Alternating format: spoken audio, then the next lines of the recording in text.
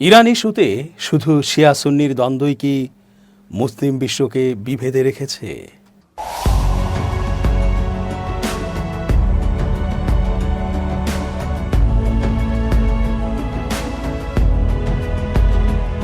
আসসালামু আলাইকুম প্রিয় দর্শক, আমন্ত্রণ আজকের আলোচনায়। চেঞ্জ টিভির আন্তর্জাতিক চোখ অনুষ্ঠানে এস.জে. রতন স্বাগত জানাচ্ছি। অনেকেই বলার চেষ্টা করেন, ইরানের সাথে মুসলিম বিশ্ব হাতে হাত মেলায় না কেন? ইরানের আকিদায় সমস্যা, ইরান কাফের রাষ্ট্র, ইরান শিয়া প্রধান এবং শিয়া মতাদর্শ প্রচার ও প্রসারে কাজ করছে। আবার আরেক দল বলবেন, সেটা তো আছেই, বা না থাকলেও ইরান ছাড়া অন্যান্য মুসলিম রাষ্ট্রগুলো বিভেদ ও যুদ্ধ এড়িয়ে পশ্চিমাদের সাথে মিলেমিশে থাকতে চায়। তারা এটাও চায় এভাবে থাকলে ক্ষমতা দীর্ঘায়িত হবে, আর্থিক ও বৈশ্বিক নানা সুবিধাও পাওয়া যাবে। আসলেই ইরানের সাথে মুসলিম দেশগুলো যদি একাট্টা হয়ে থাকতো, তবে কি সত্যি সত্যি পশ্চিমারা মাথা চাড়া দিয়ে উঠতে পারত এ বিশ্বে? এমনও তো হতে পারত মুসলিম রাষ্ট্রগুলোর জোটই এই বিশ্বকে একটি মানবিক বিশ্ব হিসেবে গড়ে তুলতে পারত। আসলে এই দ্বন্দ্বের পেছনে কি? তবে চলমান এই যুদ্ধে অনেক বিজ্ঞ আলেমী জানাচ্ছেন, যেন শিয়া সুন্নি ও ক্ষমতার লোভ ভুলে ইরানের পক্ষাবলম্বন করি আমরা। বিশেষ করে দখলবাজি ও হত্যার বিরুদ্ধে রুখে দাঁড়াই সবাই। এটা বিশ্ব মানবতার জন্যই উত্তম হবে বলে জানাচ্ছেন তারা। ইরানে চলমান যুক্তরাষ্ট্র ইসরায়েলের আগ্রাসী হামলার নিন্দা করে মুসলিম বিশ্বকে এক হওয়ার আহ্বান করেছেন বিশ্ববরেণ্য সুন্নি ইসলামিক স্কলার মুফতি তাকি ওসমানী। একই সঙ্গে শিয়া সুন্নি বিরোধ ভুলে সবাইকে ইরানের পাশে দাঁড়ানোর তাগিদ দেন তিনি। সম্প্রতি পাকিস্তানের করাচি দারুল উলুমের এক সমাবেশে ইরানে চলমান হামলাকে সামনে রেখে মুসলিম উম্মাহকে বিভেদ ভুলে এক হওয়ার তাগাদা দেন তিনি। তিনি বলেন, এখন সবচেয়ে গুরুত্বপূর্ণ বিষয় হলো মুসলমানদের এক থাকা। যদিও ইরানের অধিকাংশ মানুষ শিয়া মতের অনুসারী এবং আমাদের সঙ্গে তাদের আকিদাগত মতভেদ আছে, কিন্তু কোন সময়ে কোন কথা বলা উচিত সেটিও বিবেচনায় নিতে হবে। এখন কি সেই সময় যে শিয়া সুন্নি বিরোধকে উস্কে দেয়া হবে? আমেরিকা কি এজন্য ইরানে হামলা করেছে যে তারা আমাদের আকিদার বিরুদ্ধে ছিল? না, বরং তিনি অর্থাৎ খামেনি একজন মুসলমানের প্রতিনিধি হিসেবে ধরা হতো বলেই তার উপর আক্রমণ হয়েছে, আর তারা এর মোকাবেলায় দৃঢ়ভাবে দাঁড়িয়ে আছে।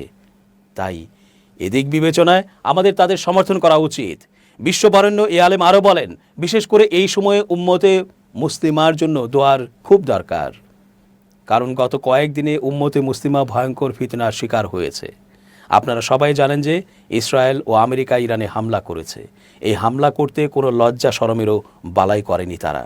দুই দেশের মধ্যে আলোচনা চলছিল এবং ইরান তাদের কিছু কথা মেনেও নেয়, কিন্তু যুক্তরাষ্ট্র আলোচনার টেবিল থেকে উঠে গিয়ে সরাসরি ইরানের ওপর হামলা করে বসল।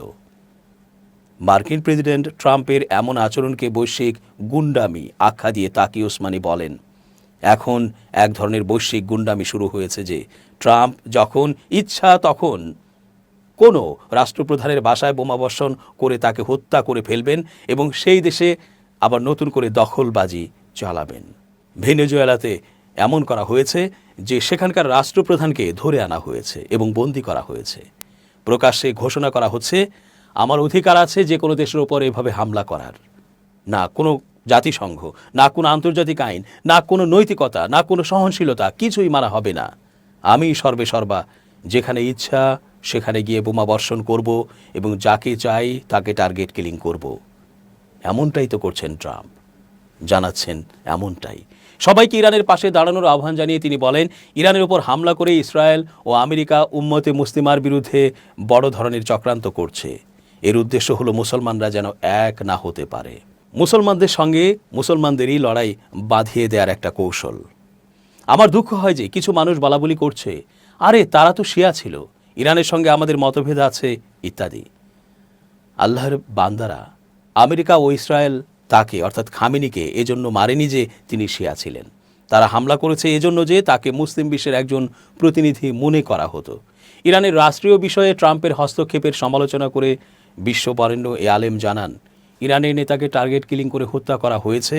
এখন তারা যখন নতুন নেতা নির্বাচন করতে চায় বা নির্বাচন করেছে, তখন ট্রাম্প বলছেন, আমাকে এই পরামর্শে অন্তর্ভুক্ত করো যে তোমাদের নতুন নেতা কে হবে। তোমরা যাকে নির্বাচন করেছ তাকে আমি মেনে নিচ্ছি না। এর চেয়ে বড় বৈশ্বিক ধোঁকাবাজি, ভণ্ডামি আর কি হতে পারে। যদিও ইরানের অধিকাংশ মানুষ শিয়া মতের অনুসারী এবং আমাদের সঙ্গে তাদের আকীদাগত মতভেদ আছে, কিন্তু কোন সময়ে কোন কথা বলা উচিত সেটিও বিবেচনায় নিতে হবে। এখন কি সেই সময় যে শিয়া সুন্নি বিরোধকে উস্কে দেয়া হবে? আমেরিকা কি এজন্য ইরানে হামলা করেছে যে তারা আমাদের আকীদার বিরুদ্ধে ছিল?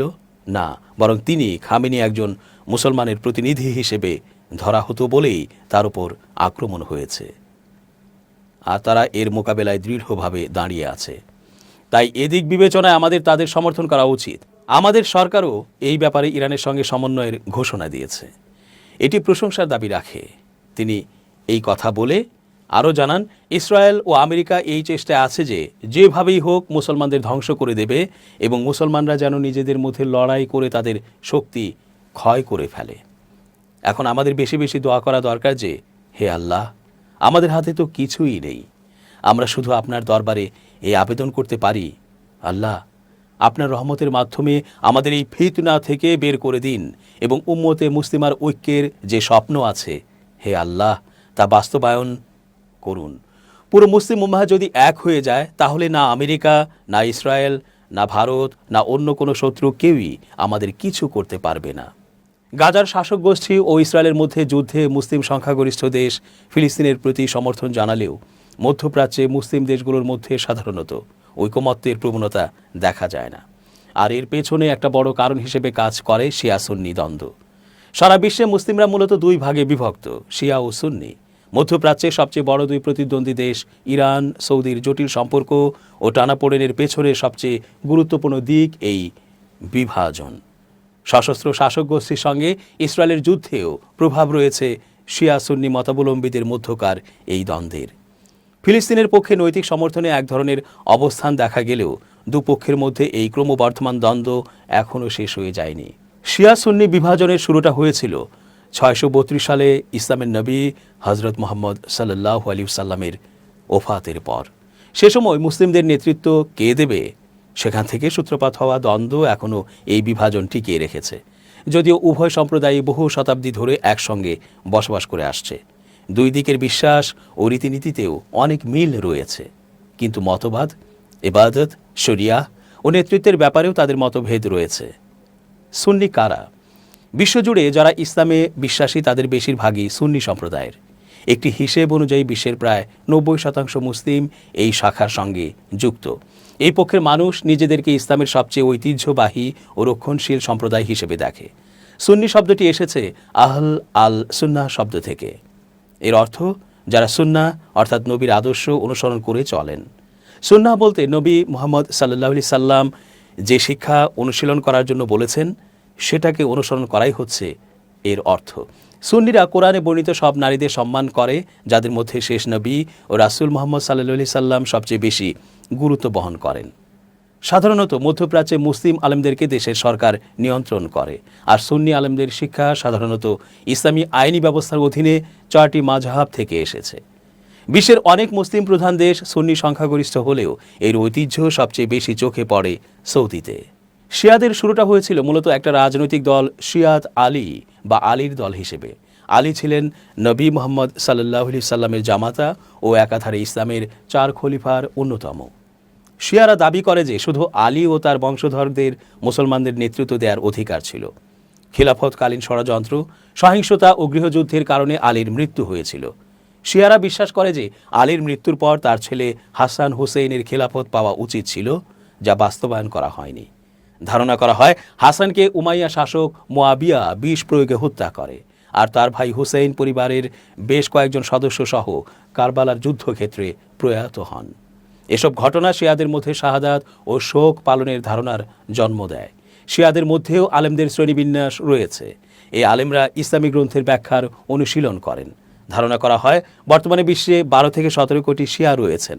তাদের মধ্যে প্রতি 10 জন মুসলিমের একজন শিয়া মতাবলম্বী, অর্থাৎ মোট মুসলিম জনসংখ্যার 10% শিয়া। ইরান, ইরাক, বাহরাইন, আজারবাইজান ও কিছু অনুমান অনুযায়ী ইয়েমেনে শিয়ারা সংখ্যাগরিষ্ঠ। তবে আফগানিস্তান, ভারত, কুয়েত, লেবানন, পাকিস্তান, কাতার, সিরিয়া, তুরস্ক, সৌদি আরব ও সংযুক্ত আমিরাতেও শিয়াদের উল্লেখযোগ্য জনসংখ্যা রয়েছে। রাজনৈতিক দ্বন্দ্ব। শিয়ারা সাধারণত সুন্নি শাসিত দেশগুলোতে সবচেয়ে দরিদ্র গোষ্ঠী। শিয়ারা নিজেদেরকে নিপীড়ন ও বৈষম্যের শিকার হিসেবে দেখে। সুন্নি চরমপন্থীদের কেউ কেউ শিয়াদের বিরুদ্ধে বিদ্বেষমূলক প্রচারও করে থাকেন।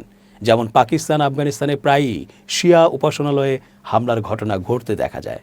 উভয়ের মধ্যে এই বিভাজন অনেক সময় মধ্যপ্রাচ্যে কারা জোট হিসেবে থাকবে বা কাদেরকে শত্রু হিসেবে দেখা হবে সেটা নির্ধারণ করে। 1979 সালের ইরানি বিপ্লব এই অঞ্চলে একটি শিয়া মৌলবাদী ইসলামী এজেন্ডা চালু করেছিল। উপসাগরীয় দেশগুলোর সুন্নি সরকারের জন্য এটি ছিল একটি চ্যালেঞ্জ। বিপ্লবের পর ইরান দেশের বাইরের শিয়া ও মিলিশিয়াদেরও সহায়তার নীতি গ্রহণ করে। এটি মোকাবেলায় সুন্নি দেশগুলো বিভিন্ন আন্দোলনে সমর্থন দিতে শুরু করে। 1979 রাজনৈতিক ক্ষমতা লাভের পর ইরাক, লেবানন ও সিরিয়ার শিয়াদের সমর্থন দিতে থাকে ইরান। উদাহরণস্বরূপ, লেবাননের গৃহযুদ্ধে ইরান সমর্থিত হিজবুল্লাহ গুরুত্বপূর্ণ হয়ে উঠেছিল।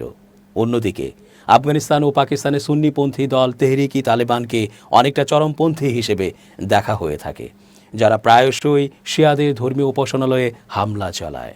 ইরাক, সিরিয়ার সাম্প্রতিক সংকটেও দুই গোষ্ঠীর সাম্প্রদায়িক বিভাজনের নজির দেখা যায়।